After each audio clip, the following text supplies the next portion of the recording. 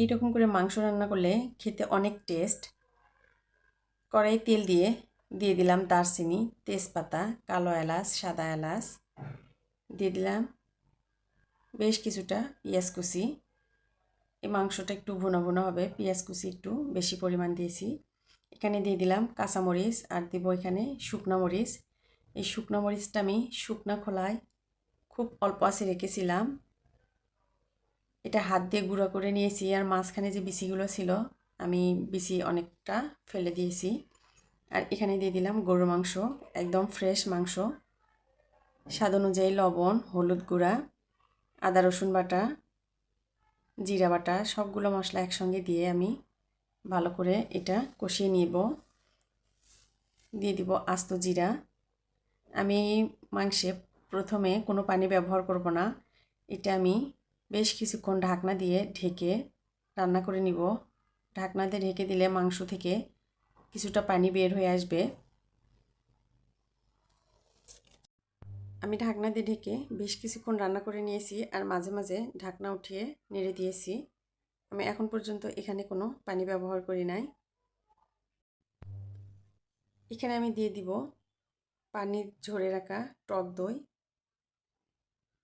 টক দই দিয়ে আমি আবারও বেশ কিছুক্ষণ এটা রান্না করে নিব, ভালো করে কষিয়ে নিব। আমার রান্নাগুলো যদি আপনাদের ভালো লাগে প্লিজ সবাই আমার চ্যানেলটা সাবস্ক্রাইব করবেন, আর যারা ফেসবুক থেকে দেখছেন আমার ফেসবুক পেজটা ফলো দিয়ে রাখবেন, লাইক কমেন্ট শেয়ার করবেন। মাংস যখন খুব ভালো করে কষানো হয়ে যাবে এই সময় এখানে দিয়ে দিব কিছুটা আলু আর কিছুটা রসুন। আমি আলুর মাঝখান দিয়ে কেটে নিয়েছি। আমি এখানে 5টার মতো আলু ব্যবহার করেছি আর 7-8টার মতো রসুন দিয়েছি। এটা দিয়ে আমি বেশ কিছুক্ষণ এখানে রান্না করে নিব। আর আমি লবণটা চেক করে দেখেছি একটু কম হয়েছে, তাই আবার একটু আমি এখানে লবণ দিয়ে দিলাম। আমি খুব ভালো করে এটা কষিয়ে কষিয়ে রান্না করব। বেশ কিছুক্ষণ আবার আমি এটা ঢাকনা দিয়ে রান্না করে নেব। এই মাংসটা যখন একেবারে মাখা মাখা হয়ে আসবে তখন আমি এখানে কষানোর জন্য দিয়ে দিব একটু গরম পানি। এই পানিটা দিয়ে ঢাকনা দিয়ে ঢেকে আমি বেশ কিছুক্ষণ রান্না করে নিব, আর মাঝে মাঝে ঢাকনা উঠিয়ে নেড়ে দিব। এইভাবে বাসায় যদি কেউ রান্না করেন অবশ্যই আমাকে কমেন্ট করে জানাবেন।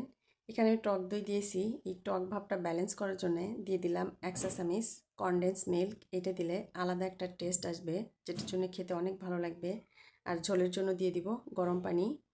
নামানোর আগে আমি এখানে দিয়ে দিলাম 1 চা চামচ গরম মশলা গুঁড়া। এটা দিয়ে আমি নামিয়ে নিব।